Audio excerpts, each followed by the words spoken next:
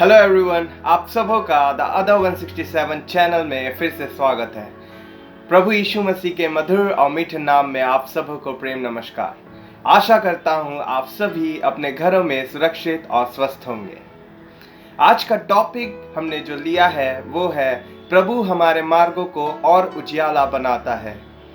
आइए बिना वक्त जाया किए प्रभु के दास कपिल सांभरी का जोरदार स्वागत करते हैं।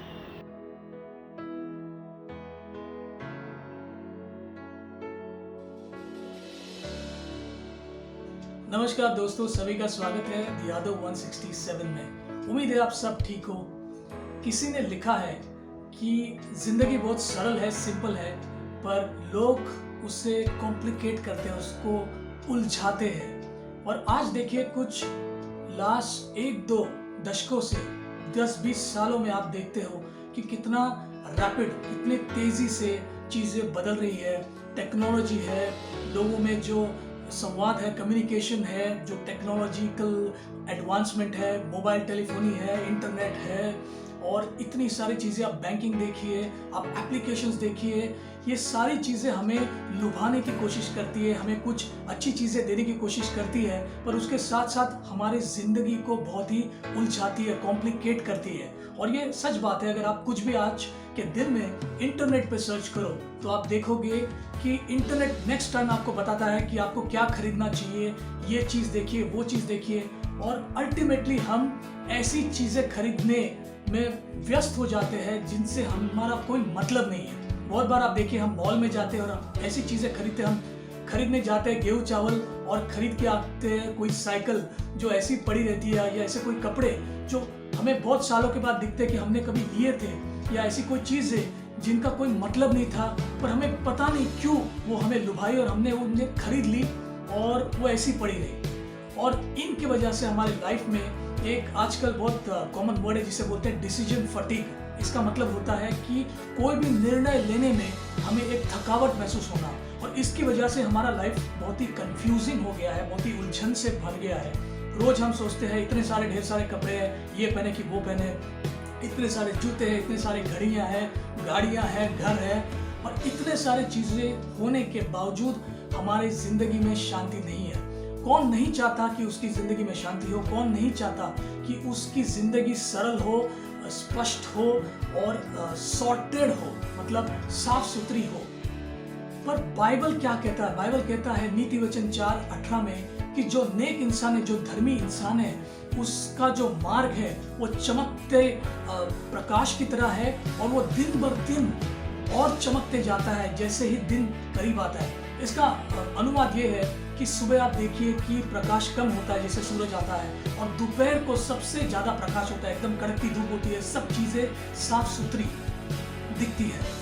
पर इसका एक डीपर, एक गहरा मीनिंग, अर्थ ये भी है कि आने वाला दिन, जिसे बाइबल में terrible day of the Lord, भयानक दिन, जिस दिन पूरी दुनिया का न्याय होगा और पूरी दुनिया 2 हिस्सों में बट जाएगी, और ये एक सच्चाई है, यीशु मसीह ने इसे बहुत बार दोहराया है। वो परफेक्ट दिन, मतलब वो परिपूर्ण दिन, जिस दिन इस धरती का न्याय होगा और यीशु मसीह उसके लोगों को लेने आएगा, ये बाइबल में लिखा गया है। उसके बारे में बोल रहा है कि जो नेक इंसान है उसकी राहें रोज चमकती जाती है जब तक कि वो परिपूर्ण दिन, प्रभु का दिन नहीं आता है। मुझे याद है कि हम बहुत बार, आपको भी याद होगा अगर आप एक्सप्रेस वे पे गए हो, मुझे याद है मैं गया हूँ, और बहुत बार जब हम लोनावला, पूना वगैरह आगे जाते हैं, ये बैंगलोर, सोलापुर, तो हम उन सुरंग में से गुजरते हैं, वो टनल्स में से गुजरते हैं। और जब हम टनल्स में से गुजरते हैं तो कुछ टनल्स छोटे होते हैं, कुछ सुरंग छोटे होते हैं, और हमें लाइट का सिर्फ वो थोड़ा सा हिस्सा दिखता है एंड में, और हम उस लाइट को देख के चलते हैं। जब सुरंग के बीचों बीच पहुंचते हैं हमें कुछ नहीं दिखता है, पर फिर भी हम उस लाइट को देख के चलते रहते हैं। और जैसे ही उस स्रोत की तरफ आते हैं, जो प्रकाश का स्रोत है, सूरज दूसरी तरफ जो होता है उस सुरंग के, जो उस टनल को लाइट दे रहा है, जैसे ही हम उसकी तरफ बढ़ते हैं तो ऑटोमेटिकली वो सुरंग में उजाला आता है। हमको बाजू की जो दीवारें हैं सुरंग की वो दिखती है, रास्ता दिखता है एकदम से। हालांकि सुरंग के अंदर आर्टिफिशियल लाइट्स के होने के बावजूद हमें चीजें नहीं दिखती है। तो ऐसा क्या है कि हम जैसे ही उस सोर्स की तरफ, उस स्रोत की तरफ जाते हैं जो टनल के एंड में है, हमारे पाथ में उजाला आता है? आंसर इसका बहुत साफ है कि उस प्रकाश को देख के ही हम चलते हैं और जैसे ही वो प्रकाश हमारे नजदीक आता है हमें सारी चीजें साफ साफ दिखने लगती है। और आई थिंक इसीलिए भजन 23 और उसके चौथे वचन में दाऊद बोलता है कि अगर मैं मौत की घाटों में से भी जाऊं, वादियों में से भी जाऊं, तो भी मुझे कोई डर नहीं, क्योंकि परमेश्वर मेरे साथ है। तो यही होता है कि जो धर्मी नेक इंसान है, जो परमेश्वर से भय रखता है, जो उसको खोजता है और जो मसीह के वचनों के अनुसार चलता है, वो मसीह उसके लिए वो प्रकाश का स्रोत है। और जैसे दिन ब दिन वो उसकी तरफ दौड़ता है, उसके जो मार्गों में उजाला आता है और चीजें साफ सुथरी दिखने लगती है। मैं ये नहीं कहता हूँ कि जो विश्वास रखते हैं, जो परमेश्वर से भय रखते हैं, उनके जिंदगी में आपत्तियां नहीं आती है। हाँ, प्रॉब्लम्स आते हैं, पर उनका लाइफ सॉर्टेड होता है, साफ सुथरा होता है, स्पष्ट होता है, उन्हें स्पष्ट दिखता है। आपको याद होगा कि उत्पत्ति के पहले ही अध्याय में परमेश्वर बोलता है कि प्रकाश होने दो, लेट देयर बी लाइट। और यही होता है, जब मसीह हमारी जिंदगी में आता है तो हम प्रकाश में बढ़ने चालू होते हैं और दिन बर दिन हमारे राहों में प्रकाश बढ़ते जाता है। फिलिपियों 3 और उसके 13 और 14 वचन में पौलुस ये बोलता है कि मैं ये भूलता हूँ कि पीछे क्या हुआ है और जो आगे रखा है उसकी तरफ मैं जाने का प्रयास करता हूँ। क्यों? क्योंकि मेरे पीछे अंधकार है, पर जैसे ही मैं विश्वास में बढ़ रहा हूँ, प्रभु के साथ कदम से कदम मिला के चल रहा हूँ, तो मेरी राहों में और चमचमाते जो प्रकाश है वो आ रहे हैं। और यही हमें दिखता है कि नीति वचन 11:5 में ऐसे लिखा गया कि जो धर्मी नेक इंसान है, जो उसको गाइड करता है, उसको जो मार्गदर्शन करता है, वो उसकी धार्मिकता है। अब हम जानते हैं कि 2 कोरिन्थियों 5:21 में ऐसे लिखा है कि यीशु मसीह ही हमारी धार्मिकता है।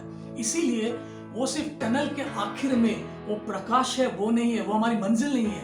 वो मंजिल तो है, पर सिर्फ मंजिल नहीं है, वो हमारी राह भी है। और इसीलिए वो जो यीशु मसीह हमारी राह है, वो हमारे जीवन के सुरंगों में हमें मार्गदर्शन करता है। और यही मैं आप सबसे आज प्रोत्साहित करके कहना चाहता हूँ कि धर्मी इंसान, नेक इंसान की जो राहें होती है वो चमचमाती होती है, वो चमकते प्रकाश जैसी होती है, जो प्रकाश में बढ़ते जाती है जैसे वो परिपूर्ण दिन आता है। तो आइए हम मसीह की तरफ बढ़े, उसके वचनों के अनुसार चले और उसको खोजे, उससे प्यार करें। और जैसे हम जिंदगी में आगे बढ़ेंगे तो भले ही हमारे जिंदगी में पीछे अंधकार हो, पर हम प्रकाश में बढ़ते जाएंगे और उसके उजाले में बढ़ते जाएंगे। आमीन। परमेश्वर हम सभी को आशीष दे।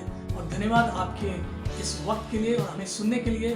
कृपया लाइक, शेयर और कमेंट कीजिएगा, सब्सक्राइब कीजिएगा चैनल को। धन्यवाद।